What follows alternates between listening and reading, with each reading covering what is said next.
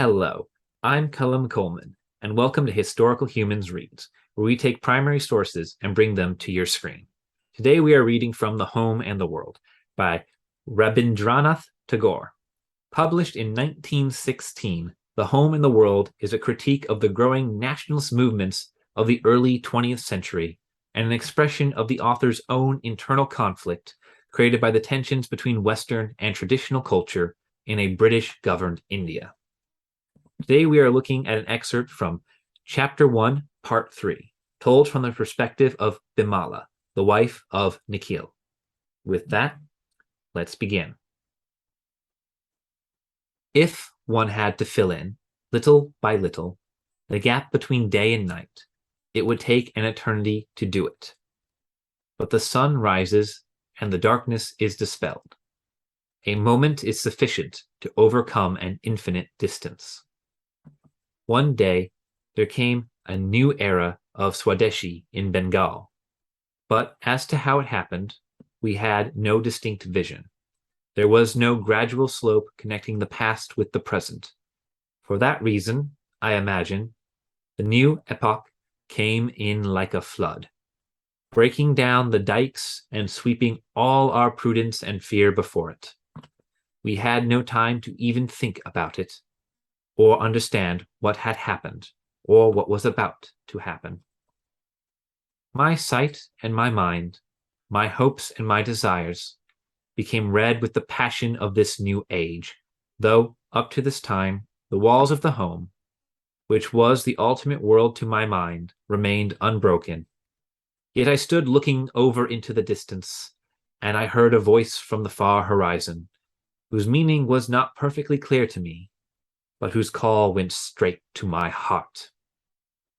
From the time my husband had been a college student, he had been trying to get the things required by our people produced in our own country.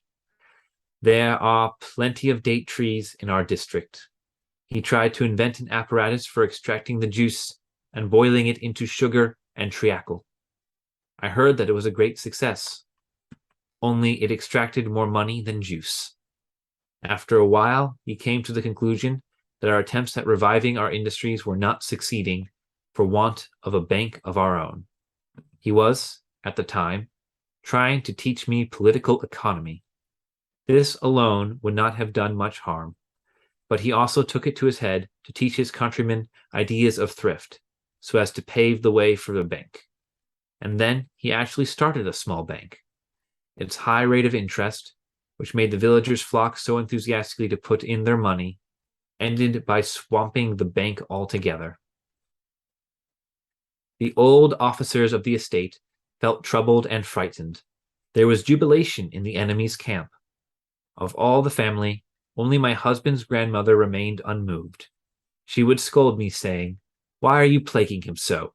Is it the fate of the estate that is worrying you? How many times have I seen this estate in the hands of a court receiver?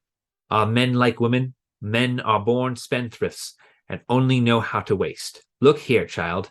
Count yourself fortunate that your husband is not wasting himself as well." My husband's list of charities was a long one. He would assist to the bitter end of utter failure anyone who wanted to invent a new loom or rice husking machine. But what annoyed me most was the way that Sandin Bapu used to fleece him on the pretext of Swadeshi work. Whenever he wanted to start a newspaper, or travel about preaching the cause, or take a change of air by the advice of his doctor, my husband would unquestionably supply him with the money. This was over and above the regular living allowance which Sandip Bapu also received from him. The strangest part of it was that my husband and Sandip Bapu did not agree in their opinions. As soon as the Swadeshi storm reached my blood, I said to my husband, I must burn all my foreign clothes. "Why burn them?" said he. "You need not wear them as long as you please." "As long as I please, not in this life." "Very well, do not wear them for the rest of your life then. But why this bonfire business? Would you thwart my resolve? What would I say to this? Why not try to build up something? You should not waste even a 10th part of your energies in this destructive excitement. Such excitement will give us energy to build. That is as much as to say that you cannot light the house unless you set fire to it. Then there came another trouble. When Miss Gilby first came to our house, there was a great flutter, which afterwards calmed down when they got used to her. Now the whole thing was stirred up afresh. I had never bothered myself before as to whether Miss Gilby was European or Indian, but I began to do so now. I said to my husband, "We must get rid of Miss Gilby." He kept silent. I talked to him wildly, and he went away sad at heart. After a fit of weeping, I felt a more reasonable mood when we met at night. "I cannot," my husband said, "look upon Miss Gilby through a mist of abstraction just because she is English. Cannot you get over the barrier of her name after such a long acquaintance? Can you not realize that she loves you?" I felt a little ashamed and replied with some sharpness, "Let her remain. I am not over anxious to send her away." And Miss Gilby remained. But one day I was told that she had been assaulted by a young fellow on her way to church. This was a boy whom we were supporting. My husband turned him out of the house. There was not a single soul that day who could forgive my husband for that act, not even I. This time Miss Gilby left of her own accord. She shed tears when she came to say goodbye, but my mood would not melt. To slander the poor boy so, and such a fine boy too, who would forget his daily bath for his enthusiasm for Swadeshi. My husband escorted Mrs. Gilby to the railway station in his own carriage. I was sure he was going too far, when exaggerated accounts of the incident gave rise to a public scandal, which found its way to the newspapers. I felt he had been rightly served.